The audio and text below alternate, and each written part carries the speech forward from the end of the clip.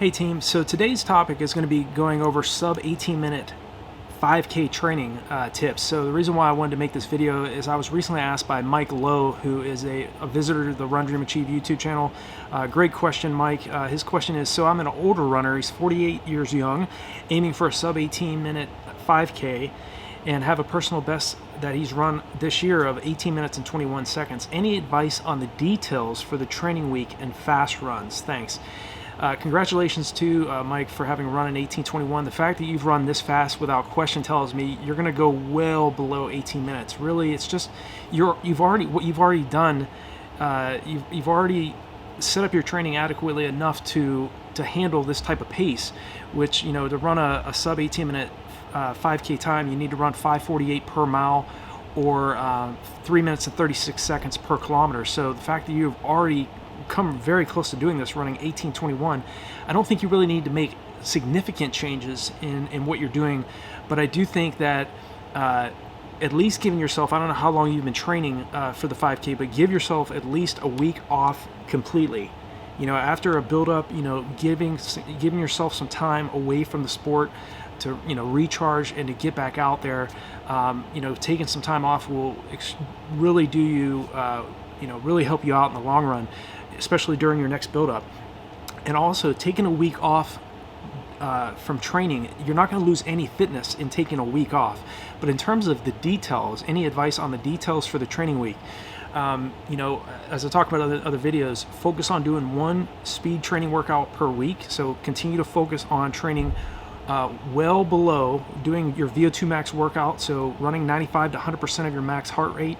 So you're going to be running at paces that are much faster than 336 kilometer pace, much faster than 548 mile pace. So if you're doing 1 mile repetitions, get to a point where you can do those 1 mile repetitions at around 525 to 535 per rep, okay? And doing that once per week, doing 4 to 6 1 mile repetitions.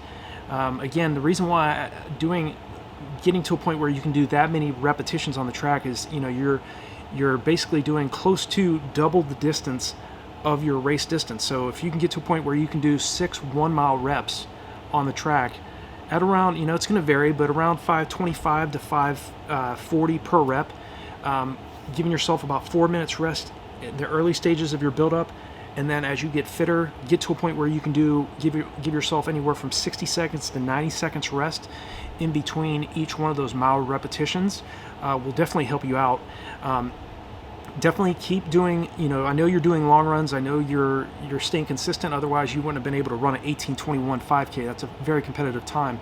But definitely, if you've watched enough of my videos, you'll know, you know, I'm a big believer in faster, varied pace long runs. So make sure that you're alternating. When you do your long run, you do an easy long run one weekend, followed the next weekend by a varied pace long run. So it's a mixture. You know, you might have some miles in there at like 630 mile pace.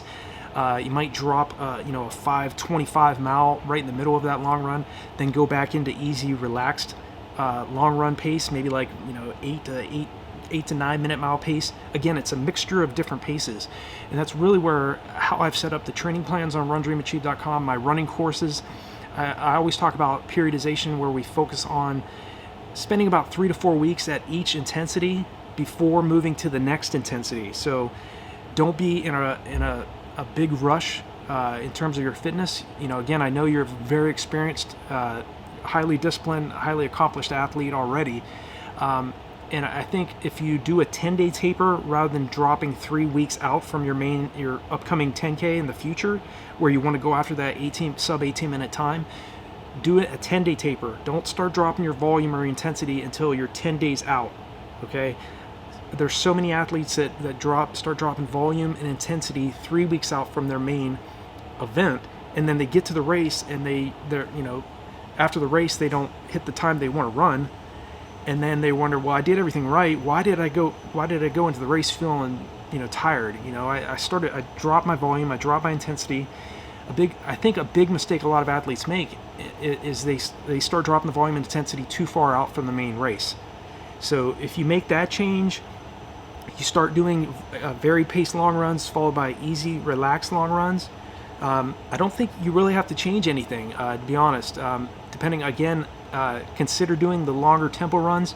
For an athlete trying to run a sub 18 minute 5K, I would focus on getting that tempo run out to around 6 miles in length. Okay, so again, you're doubling the distance of your race, but you're spending that time training at the anaerobic threshold for a longer period of time. Early on in your build-up, in your next build-up for your next 5K event, you may start off around 2 to 4 miles in length, but get to a point where you can lengthen that tempo run out to around 5 to 6 miles, and I think that will help you as well to go from an 18:21 to maybe down to a 17:21 or around 17:30. You can drop a significant amount of time as long as you're really paying attention to the details of your training and how you taper down. Okay, continue to jog on those easy days. Give yourself around, and I don't know how you've been training in the past, but most athletes need a minimum of 24 hours, but preferably 48 hours of recovery after a hard track workout or a hard tempo run. So I think if you and again, I don't know your background, but I know the fact that if you can run 18:21, if you just make a few small changes in how you're training right now, you could easily go from an 18:21 to, like I said, down to maybe a 17:20, 17:30, and eventually break 17 minutes. So it's just a matter of continuing to do what you've been doing, Mike. Stay consistent with your training. Make sure that you're hydrating well during your long runs. Continue to practice hydrating well during those long runs as well, because obviously, if you break an 18-minute 5K, it's going to help you become even more prepared to run a faster 10K, a faster half marathon, and the longer those distances, as you already know, the more aerobic it's going to be, the more where hydration and taking in calories during that race is going to come into play. So you definitely want to continue to practice your hydration. If you haven't yet, start implementing mental rehearsal into your preparation. Mental training combined with physical training really is what I've learned over the years from training with Olympians and world-class athletes far better than I was. They combine both the physical training aspect as well as mental rehearsal into their routine. You combine both those together and you got a winning combination.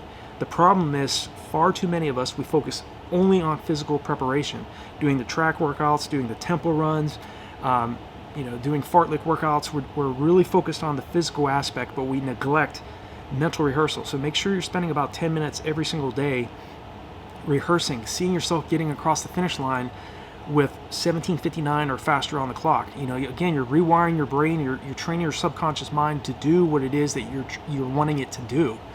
So I've definitely am a huge believer in mental rehearsal. I use this throughout my career, and I definitely credit training the mind to running the times that I did. And it took me a long time. It took me from 1992 all the way to 2010 to run 14:18 for the 5K. So again, there's some athletes out there that can just that have a much more genetic talent, but the majority of us, we have to make up for that lack of talent that we have and really utilize our work ethic and our persistent and consistent action going after faster times. So Mike, I hope this video is clear. If there's anything that I missed, feel free to reach out to me in a comment below. And if any of you are going after a specific 5K time, let me know in the comment section where your current time is and where your long-term goal is for the 5K. I'd love to hear it. So Mike, I appreciate your question. I hope this is helpful, and I definitely look forward to hearing about your sub 18-minute 5K time. I know that is definitely around the corner. It's not a matter of if, it's a matter of when, and I think it's going to be very soon in your case. So I wish you all the best, Mike. Wish you all the best, team, and I will talk to you all in the next video.